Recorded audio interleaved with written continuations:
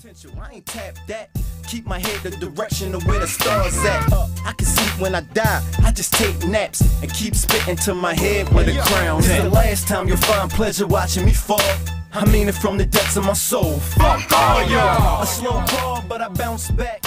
A throne is where I rest at. Okay, ladies and gentlemen, this right here is going to be a more calm interview in that there was a controversial end due to a strike, a knee, that was seen from different points of view with different types of conclusions. But I'm going to tell you, the film does not lie. It tells the truth. I've got none other than Douglas Frey here with me. I'm sorry I didn't introduce what we're doing here. This was bout number 7. This was for the bantamweight XKO title, the first ever. And one of my participants in that is right here with me, Douglas Frey. He did lose based on a blow that brought an end to the bout by the referee. Ended up going to the judge's scorecard. It was mass destruction through the first 3.5 rounds. And I'm going to tell you that right now. I'm going to let Doug have the mic. We're going to look at this blow, at least from a verbal standpoint, and I want to get your story out because I guarantee I just saw the film, and it's quite obvious that he bitched out. You know, my knee went directly into his chest. I've got footage. The XKO has 3 different angles. My knee never touched his chin, and he played it for what it was worth. He looked at his coaches. J.D. Shelley said, no, Steven, play it. It's over. It's over. And he did. He played it like I caught him in the chin and like he had a concussion. You know, he called me a bitch. He said he was going to run through me. Once it came to the 4th round and my gas tank was still full, I was still throwing, still moving, I broke his will. And once that knee connected into his chest, it probably caught his liver, gave him the sour milk face. He didn't want any more, and he gave up. And in doing so, he played it in his favor, and I ended up losing due to a BS call. Well, I tell you what, I can't argue with that at all. Doug, I've seen you before. You're a warrior at heart. I even said this when I was talking to Steven, your opponent, who was declared the winner. I did tell him I've seen fighters, I've seen warriors, but this was gladiators. You guys went after each other, and you guys gave us a great show. I'm going to tell you right now, ladies and gentlemen, talking in front of this man, you'll see my interview with Mr. Peterson. It also says this. You had him in a guillotine. How he got out of it, I don't know, in the 2nd round. You recall that? Yeah. He's just, you know, I had it locked in really good, but we were nice and slippery. That's right. He made the right move, and he was able to get out. Same with he had me in the guillotine. We were nice and slippery, and I was able to get out. We both have defense. We both have offense with the BJJ.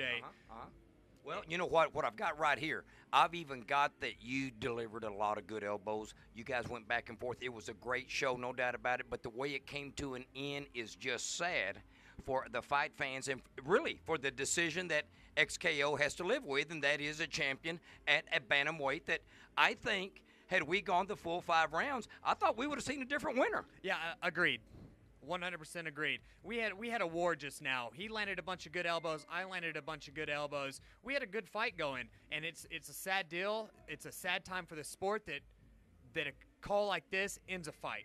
Well, let me tell you, I did ask him about those vicious kicks that you just debilitated him in the 3rd round. You took away his actual foundation to be able to plant himself. He even said his legs were still throbbing. Tell me what got into your mind, because you came out in the 3rd round with some vicious kicks to his legs. You know, I didn't play it off in the 1st and the 2nd round because I wanted to stay up top. I knew that once in the 3rd round, I was going to be able to open up on his legs a little bit. And you know what, Steven Peterson? Enjoy walking for the next 2 weeks. Well, you're right. I mean, you're going to be heavy on his mind, I guarantee you, or heavy on his legs, because he did say that. He was a man about it, and he said, yeah, I did catch some vicious kicks. Let me tell you also, in the 3rd round, I remember you took a little bit of break, it seemed like, because, you know, you guys were going at it hard. But he was on top, and the quick exchange, the transition, do you recall that? You got back on top of him in the 3rd round and took control again. And then I think that's when we actually saw the controversial end once you actually started wearing him out. Yeah, you know, I actually heard my buddy Chaz Skelly tell me butterflies. Once I hit the butterflies, I was able to scramble, and I was able to get that reversal. And that's what happened, you know. Exactly. I scramble. We get tired in the fights, but that's why we train hard, and we work on explosive power and explosive speed, and that's where that came from. I was in a bad position. It took me a minute to collect myself. I heard one of my cornermen, and I exploded and was able to get a favorable position. Well, I want to tell you this. I'm going to close it up with this, Doug. Well, I mean, a few more seconds, but I want to tell you, I don't think we saw the complete decision as the decision should have gone. Who knows what would have happened over the next round and a half? I don't know. Yeah, it's all but, speculation. But the point we're trying to make here is that had we gone the next round and a half, we would have seen a good full decision. Do you not agree with that? Yes, 100%. And that's the way it should have been. And you know what? I got a feeling with the gas tank the way I saw it in the fourth round, up to the moment that we actually had to conclude the fight, you had a fuller tank. Oh yeah, I was still ready to go. We were rounding out the fourth, and I still had another 5, 6, 7, 10 minutes in me. Well, I'm going to tell you, I'm going to wish you the best. I've always had a great time with you. You've always been a scholar and a gentleman. You continue to wear that. I know right now the heartbreak that you feel right now for all the time you've put in to prepare for this championship to be the first time bantamweight champion XKO. I know it has to hurt a lot because you put so much time and effort, and there's a lot of pride in you. Not pride in that I call foolish pride or selfish pride, but pride in being the best you can.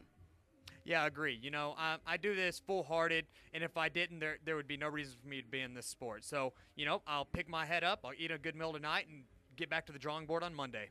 Well, Fight fans, I'm going to close it up with this. I'm going to tell you this. I got a feeling we've got a brewing rematch that's going to be second to none. You better keep your eyes on NorthTexasFisticuffs.com. Keep your eyes on this man right here, because I got a feeling when he comes out for that rematch, it's going to be balls to the wall. Hell today. This man's going to be like a cage lion cut loose. Any closing words, anything you want to say? Steven Peterson, you owe me a rematch, and you owe me that belt.